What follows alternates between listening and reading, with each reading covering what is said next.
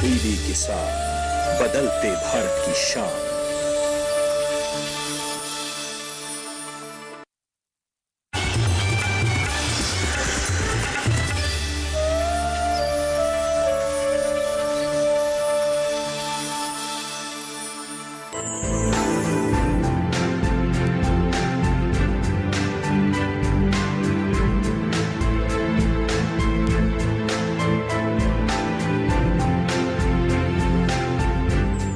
नमस्कार, स्वागत है आपका छत पर बागवानी में। आपके साथ मैं हूं अंचल सिंह। छत पर बागवानी कार्यक्रम में हम आपको बताते हैं कि कैसे आप अपने टेरेस गार्डन या किचन गार्डन को और बेहतर रूप दे सकते हैं और अच्छे परिणाम ले सकते हैं। तो इसी सिलसिले में आज हम बताएंगे कि कैसे हमारे अर्बन गार्डनर्स जो कि अपने किचन गार्डन या टेरेस गार्डन पर काफ़ी मेहनत करते हैं कि उन्हें ऑर्गेनिक वेजिटेबल्स मिल सकें, लेकिन कई बार निमेटोड्स की समस्या से उन्हें अपने सपने को साकार करने में काफ़ी कठिनाइयों का सामना करना पड़ता है। तो कैसे करें इसका उपचार, क्या कहना है विशेषज्ञ का, आइए जानते हैं आज के हमारे छत पर बागवानी में।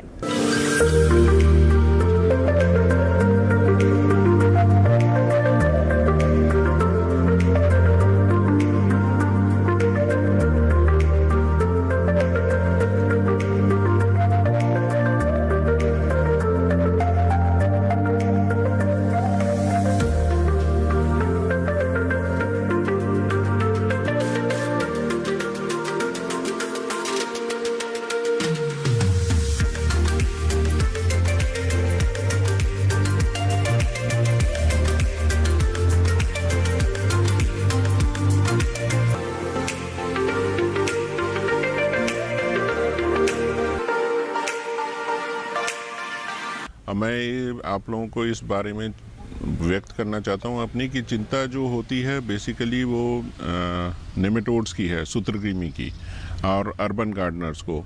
और अर्बन गार्डनर्स जो कि बहुत महत्वपूर्ण है हमारे लिए, क्योंकि वो छोटे से एरिया में वो ज़्यादा से ज़्यादा अच्छी स्वच्छ सब्जियाँ या फल फूल वो लेने की कोशिश करते हैं। और इसमें बहुत अच्छी चीज़ ये भी है कि उसमें बच्चे भी इन्वॉल्व हो जाते हैं। बच्चे ही नहीं, घर गृहिणियाँ जो कि हैं बहुत ही इम्पॉर्टेंट हैं।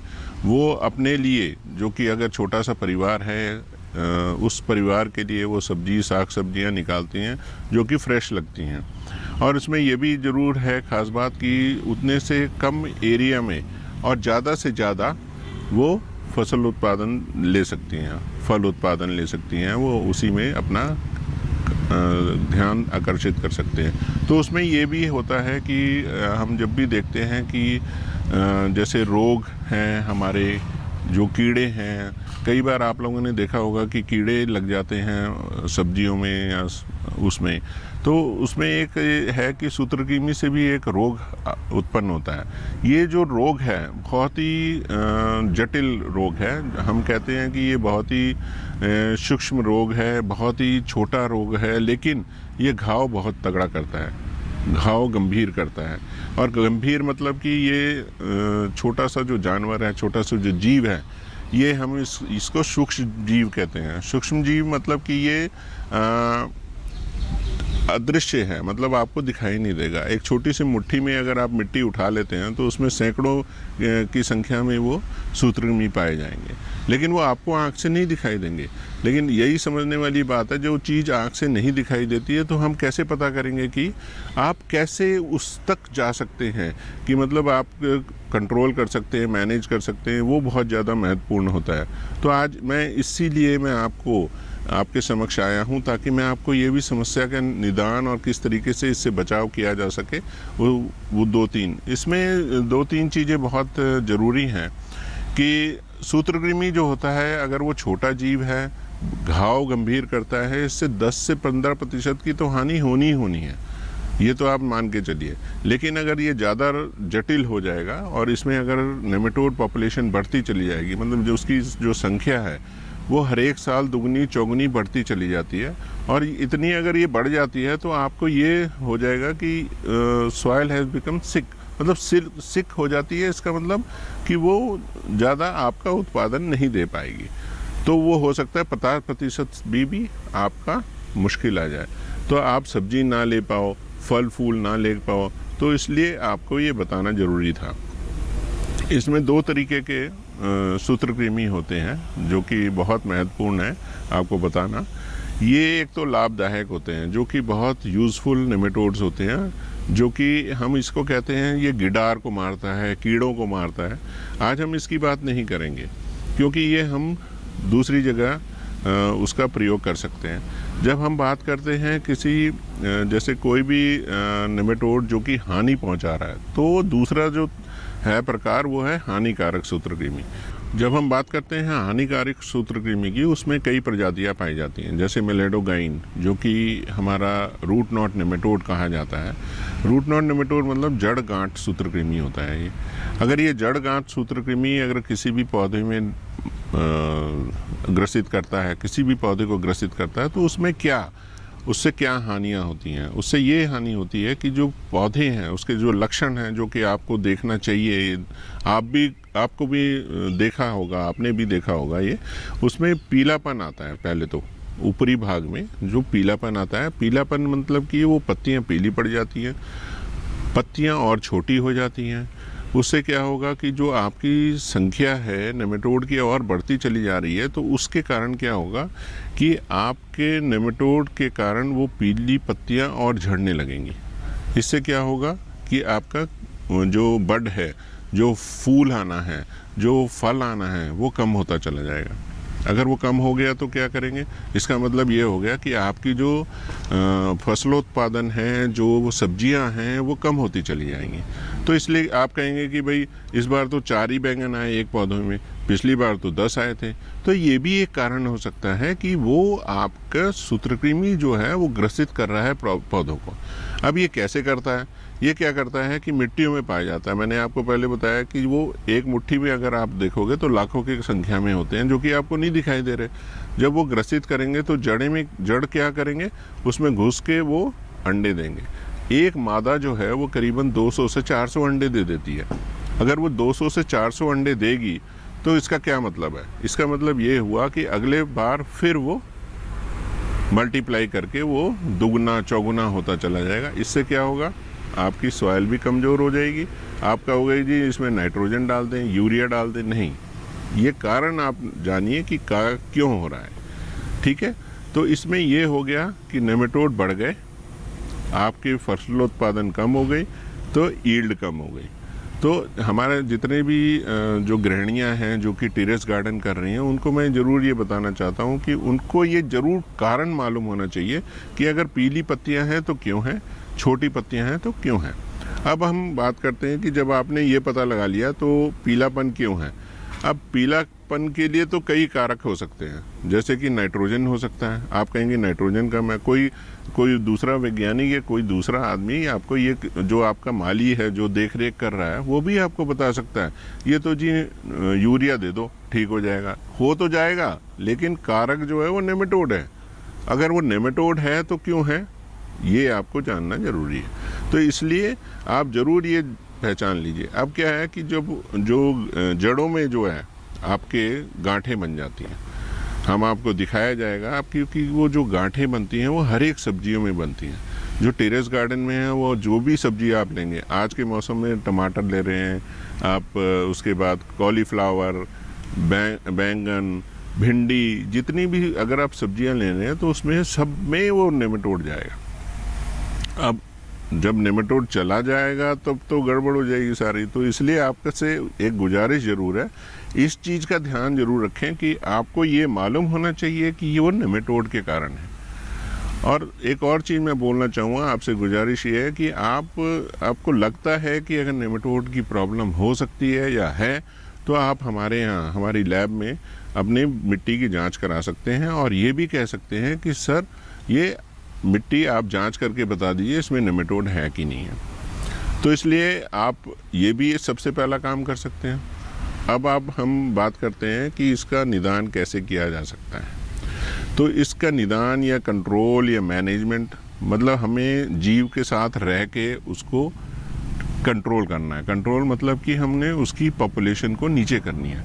दूसरी चीज़ ये है कि जब भी आप गमलों में या ट्रे में कभी भी मिट्टी भरते हैं तो उसमें एक चीज़ ज़रूर ध्यान रखें कि वो मिट्टी जो है वो नेमेटोड फ्री होनी चाहिए, तो नेमेटोड फ्री होने के लिए कि उसमें तो केमिकल भी डालते हैं हम लोग, हम रिकमेंड भी करते हैं, लेकिन आज मैं ये बताना चाह रहा हूँ कि वो ना करके आप सबसे पहले ये कीजिए कि जैसे किसी भी माली को आप बोल देते हैं कि मिट्टी जो है आप भैया ले आओ, ठीक है, उसके बाद कहते हो जी गोबर की खाद ले आओ, तो वो ला के मिक्स करके आपके गमलों में डाल देता है।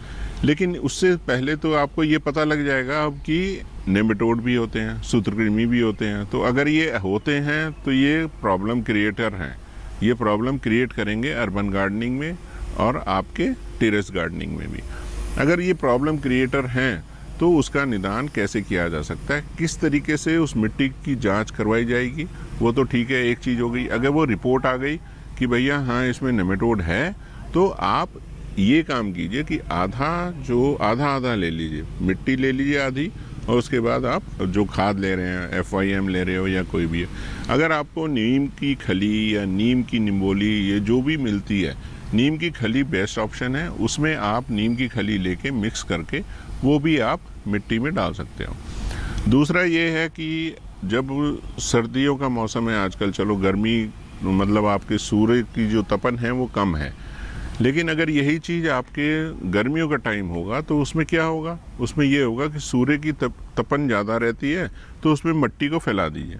जब मिट्टी को फैला देंगे और उस पर शीट रख दीजिए, तो उसमें हम क्या कहते हैं कि वो सॉइल सोलराइजेशन हो रहा है। सॉइल सोलराइजेशन मतलब आप किसी भी एंगल में कहीं भी कर सकते हो, या अगर वो छत पे कर रहे हैं तो जब छत पे आपने डाल दिया तो नीचे से तो हीट है ही और ऊपर से भी सोलराइजेशन हो रहा है। ये तो रही बात गर्मियों की, लेकिन आजकल जो है, आजकल टेम्परेचर थोड़ा सा डाउन होता जा रहा है, शीत पड़ रही है, ओस पड़ रही है, तो उसमें क्या होता है कि आपको थोड़ी सी प्रॉब्लम ज़रूर आएगी।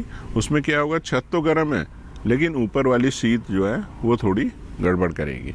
तो इसलिए जितनी देर धूप है, धूप की तपन है, उतनी देर आप मिट्टी को थोड़ा सा गर्म कर दें। इसमें ये फ़ायदा होगा कि जो नेमेटोड की क्षमता है, मल्टीप्लिकेशन क्षमता है, वो कम होती चली जाएगी। और जो इसके लार्वी होते हैं, डिम्बक जिसको कहते हैं, अगर वो लार्वी वो निष्क्रिय हो जाएंगे। निष्क्रिय इन द सेंस वो जो घुसने वाली जो उनकी आदत है आपके जड़ों में, वो कम हो जाएगी। तो इसलिए एक तो सॉइल सोलराइजेशन हो गई, दूसरा टेस्टिंग हो गई। आपसे फिर एक चीज़ और गुजारिश है, जब आप जैसे कोई भी मिट्टी लेते हैं इधर उधर से ना लें। किसी संरक्षित खेती के समय जो चीज़ जहाँ से ले रहे हैं उसका ज़रूर देखें कि उसमें नेमेटोड है कि नहीं है। ये ना हो कि कोई मिट्टी लाए वो कहाँ है क्या है। इवन आप ये भी टेस्ट करा सकते हैं कि उस मिट्टी में जो नाइट्रोजन, फास्फोरस और पोटाश की कमी है कि नहीं है, ये भी जानना ज़रूरी है आपके लिए। तो आप ये टेस्ट भी करा सकते हैं, जो कि एक झटके में आपको यहाँ से पूसा इंस्टीट्यूट के, पूसा संस्थान से, वहाँ से भी आपको मिल सकता है। तो ये सब चीज़ें जानना मिट्टी के लिए आवश्यक है कि मिट्टी की जाँच पड़ताल करानी ज़रूरी है सूत्रकृमि के लिए।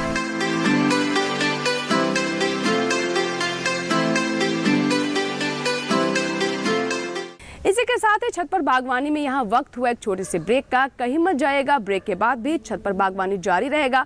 बने रहे हमारे साथ, छोटा सा ब्रेक। मैं तुझे जिंदा नहीं छोड़ूंगा। अब जिंदा कौन बचेगा कौन नहीं, इसका फैसला मेरे ठाकुर करेंगे। भाग भाग यहाँ से।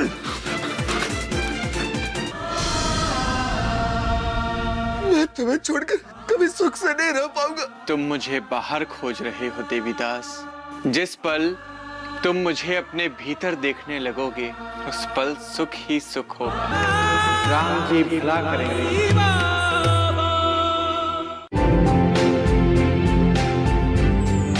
ब्रेक के बाद एक बार फिर आपका स्वागत है। आप देख रहे हैं हमारा खास कार्यक्रम छत पर बागवानी, जिसमें आज हम आपको बता रहे हैं कि हमारे अर्बन गार्डनर्स जो कि किचन गार्डन या फिर टेरेस गार्डन के माध्यम से ऑर्गेनिक सब्जियां प्राप्त करने की कोशिश करते हैं, वो कैसे निमेटोड की समस्या का समाधान ढूंढ सकते हैं। इस संबंध में क्या जानकारी दे रहे हैं हमारे विशेषज्ञ डॉक्टर पंकज सिंह, आइए जानते हैं।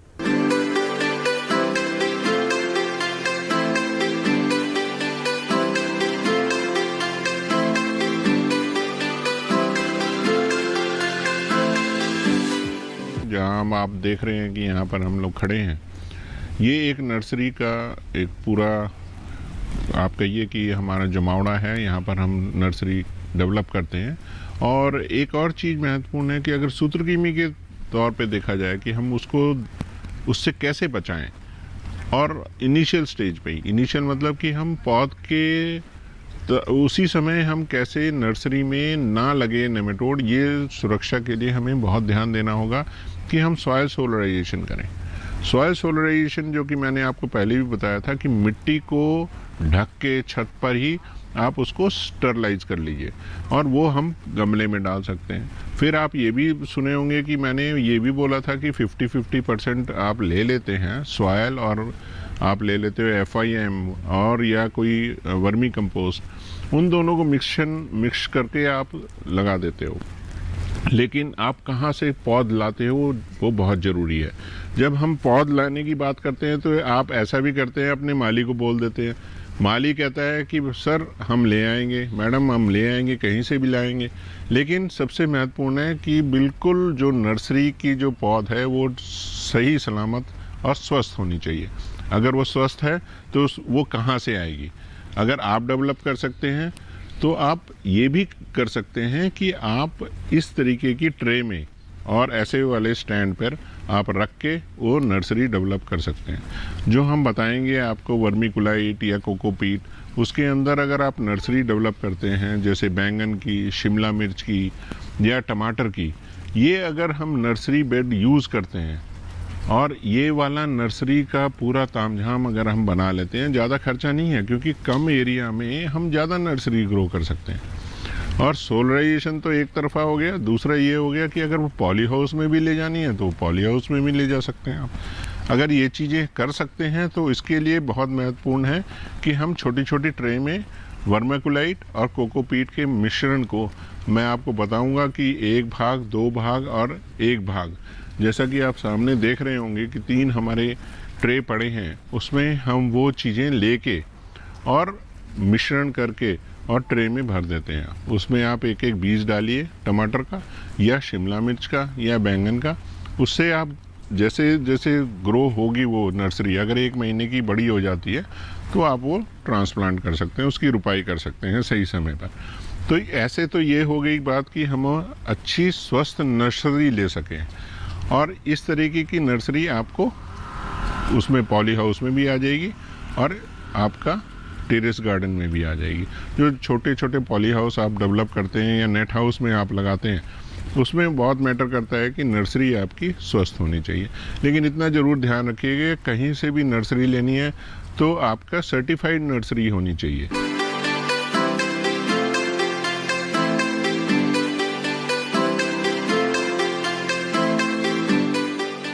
जब हम बात करते हैं सूत्रकृमि की रोकथाम की, सूत्रकृमि के प्रबंधन की, टेरेस गार्डन में सबसे ज़रूरी महत्वपूर्ण है, अगर एक बार इन्फेस्टेशन आ गया, अगर सूत्रकृमि लग गया तो और क्या उपाय किए जा सकते हैं। अब मैं आपको ये बता दूं कि आप दूसरी क्रॉप ले सकते हैं, लेकिन सब्जी वर्गीय क्रॉप को आप ना लें तो ज़्यादा अच्छा है।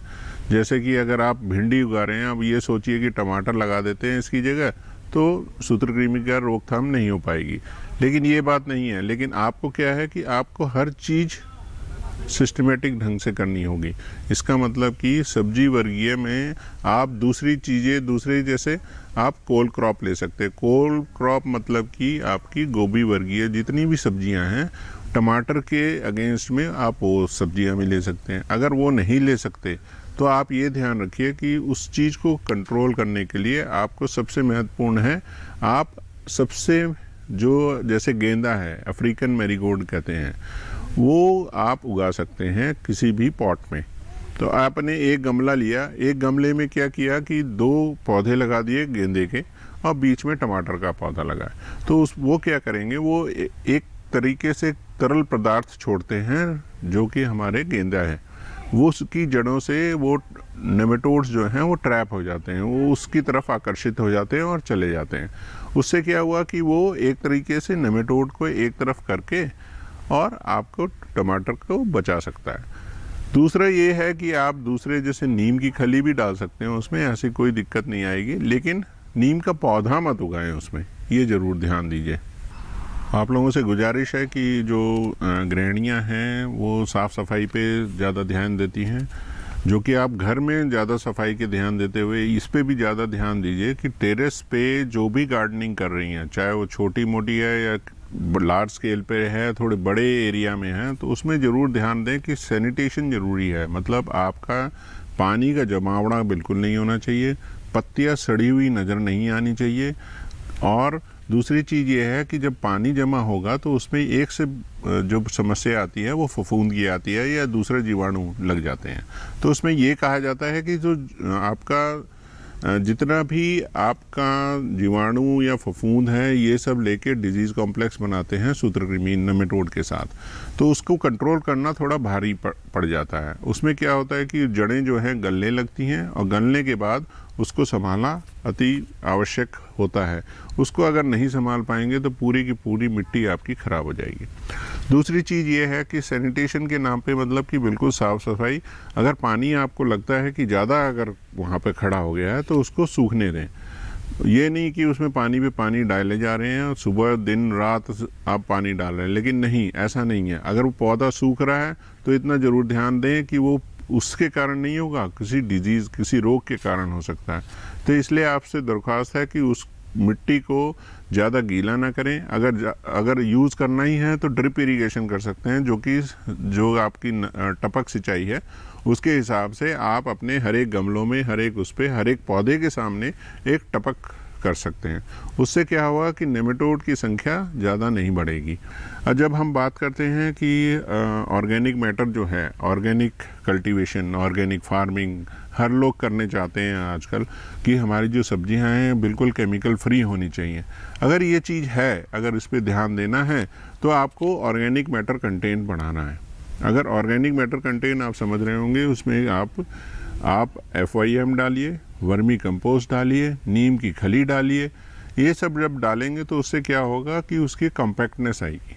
कम्पैक्टनेस मतलब कि आपके वाटर होल्डिंग कैपेसिटी, जो उसकी जो जल सोखने की क्षमता है वो बढ़ जाएगी। अगर वो चीज़ बढ़ गई है तो नेमेटोड की जो मात्रा है, संख्या है, वो कम हो जाएगी। इसमें एक और चीज़ मैं बताना चाहता हूँ कि जो भी अगर आप जैसे आप नीम की खली डाल रहे हैं, नीम का पाउडर डाल रहे हैं, चूरा मिल जाता है कई जगह, वर्मी कंपोस्ट मिल जाता है, ये सब चीज़ें का मिश्रण लेके वो भी कर सकते हैं। या अगर नेमेटोड थोड़ा ही है, मतलब ज़्यादा इन्फेस्टेशन नहीं है उसमें, ज़्यादा मतलब आप ऐसा कहो कि ज़्यादा से ज़्यादा अगर प्रकोप नहीं है तो उसमें ज़्यादा केमिकल डालने की ज़रूरत ही नहीं है। बल्कि आप ऐसा कर सकते हैं कि ट्राइकोडर्मा या सीडोमोनास के बायो फर्टिलाइजर्स मिलते हैं, बायो पेस्टिसाइड्स मिलते हैं, तो उनको लेके आप डाल सकते हैं। तो इतना ज़रूर है कि आप ऑर्गेनिक एग्रीकल्चर पे भी ज़्यादा ध्यान दिए रहें। लेकिन अब लास्ट में मैं यही कहूँगा कि अगर हम कोई भी चीज़ करते हैं, कोई भी स्टेप उठाते हैं नेमेटोड कंट्रोल करने के लिए, तो हमें चाहिए कि एक होलिस्टिक अप्रोच रहे जिसमें हमारे रोग भी कम हो जाएं।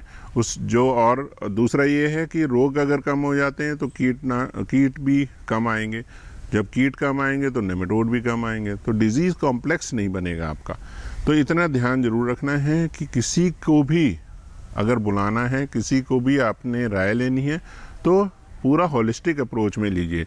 ये पूछे कि भैया हमें कीट भी कंट्रोल करने हैं, रोग भी कंट्रोल करने हैं और नेमेटोड भी कंट्रोल करने हैं। ये नहीं कि एक नेमेटोड हो गया है तो नेमेटोड ज़रूरी नहीं है कि वही एक कारक हो आपके फ्रूट फ्लाई का, दूसरे चीज़ों का, या कोई और कीट आ गया, उसका कोई ज़रूरी नहीं है। लेकिन इतना ज़रूर है कि पूरा एक इंटीग्रेटेड अप्रोच आपका रहना चाहिए फॉर टेरेस गार्डनिंग। तो उसमें ये आपका फ़ायदा होगा और इसी में लाभ होगा और आपके लिए स्वस्थ आपकी जो सब्जियां हैं वो मिलेंगी, और अच्छी मिलेंगी सब्जियां तो आप भी स्वस्थ रहेंगे, आपका परिवार भी स्वस्थ रहेगा।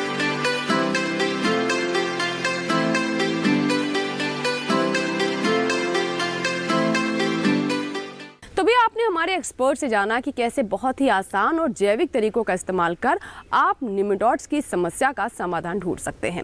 आशा करते हैं कि आज के कार्यक्रम में जानकारियां हमने आप तक पहुंचाई हैं, इससे ज़रूर हमारे अर्बन गार्डनर्स को लाभ मिलेगा। इसी के साथ ही छत पर बागवानी की पूरी टीम को दीजिए इजाज़त। नए एपिसोड में कुछ और फैक्ट्स के साथ होगी आपसे मुलाकात। तब तक आप बने रहें दूरदर्शन किसान के साथ।